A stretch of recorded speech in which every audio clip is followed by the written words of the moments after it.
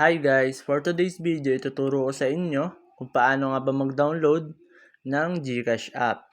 So, let's do it. So, ang first step natin ay pumunta lang tayo ng Play Store.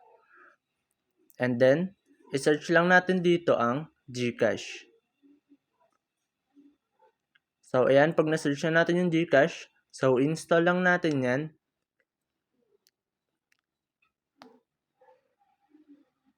And then, antayin lang natin tong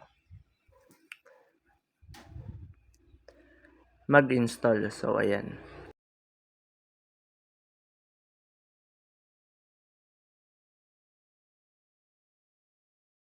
So, ayan guys, tapos na. So, antayin nyo lang yung installing. So, pwede nyo nang ma-open yan kapag natapos na yon. So, ganun lang naman kadali mag-download ng GCash.